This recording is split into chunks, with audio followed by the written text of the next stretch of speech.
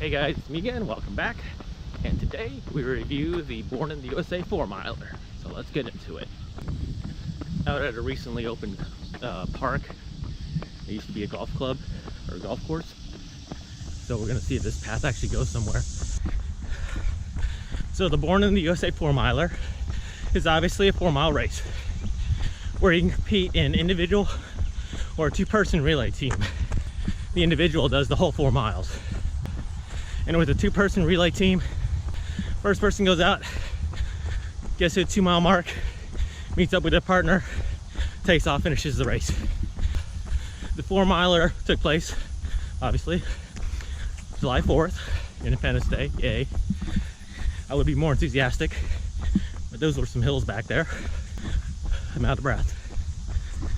There were about 400 participants. There was 380 something in the individual event, and I want to say there were at least 20 teams in a two-person relay, so definitely 400 or so. We got out there, race started at 7:04 a.m. and I haven't ran a race in about a month, especially if you look at my videos right now, and that humidity hit, and coupled with my shoulder injury, I wasn't doing so good out there.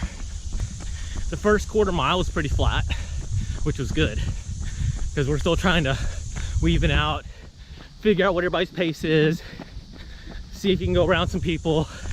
But for a mile after that, you're pretty much going uphill. Some of it was not a steep incline, but it was a noticeable incline. And then until you got to the 1.2 mile area, you were either doing a slow incline or you were tapering, but you weren't going back down. There were about 3 or 4 other hills in there too, and you could see them, feel them, and definitely had to walk up one. Even though on any other race, a hill like that would not have been an issue, but I just wasn't feeling it that day. Now with 400 people out there, we had a big turnout from Team Red, White, and Blue.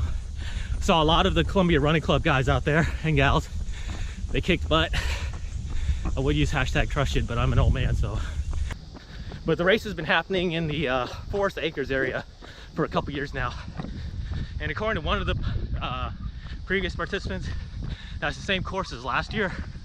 So I presume it's gonna be the same course every year when they do this. It's a nice run. Just gotta be prepared for them hills. Now, there are 2 water stations out there around the 1st mile marker and at the halfway point, or just past the halfway point, I should say, because at the 2-mile mark is the bridge, and that's where the relay people exchange for the race. And Strictly Running has their timer out there so you can see what your split is. But once you get past the bridge, there's a water station. Had a nice little downhill for the last quarter to a third of a mile.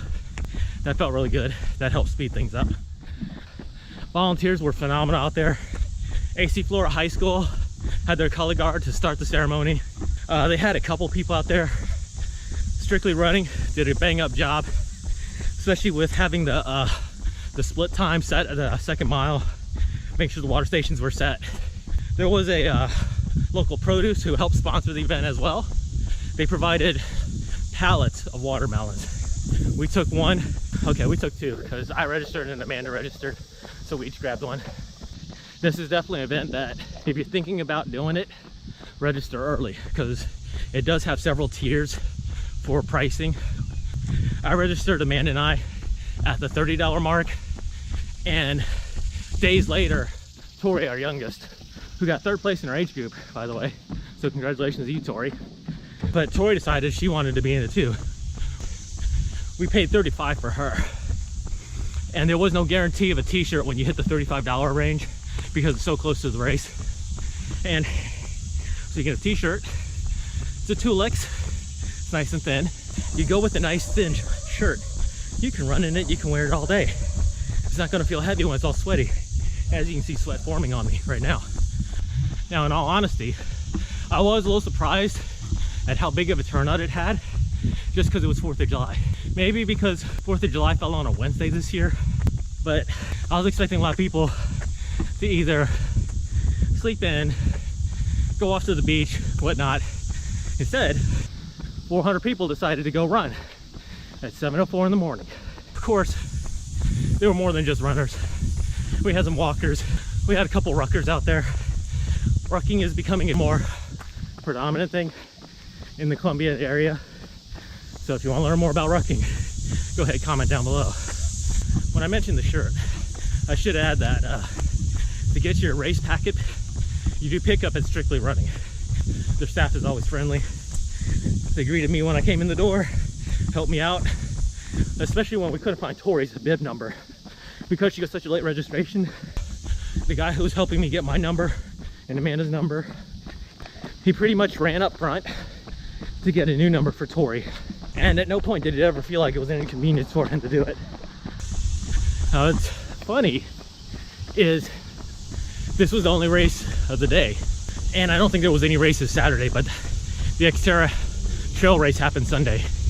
We're still unpacking and stuff, so I couldn't even go out to volunteer for that.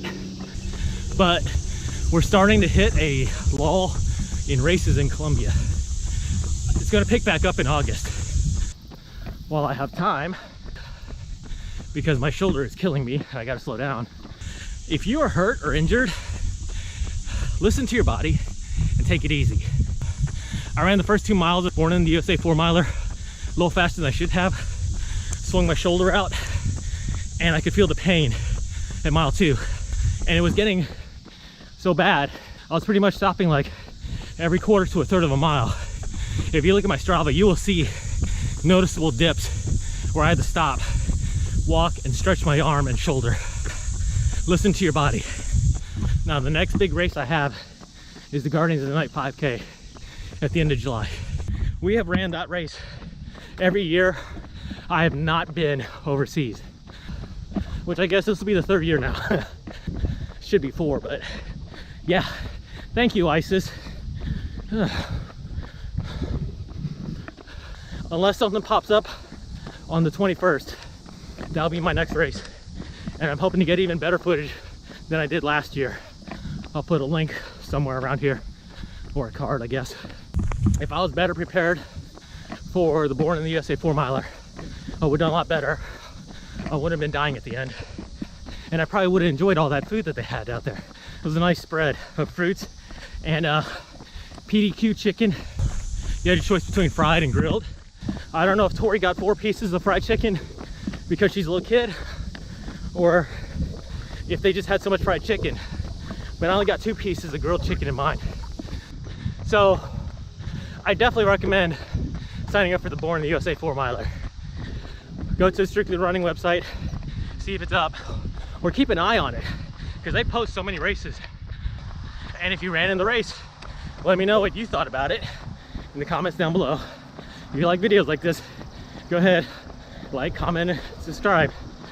And if you haven't, go ahead, check out my actual video of the race.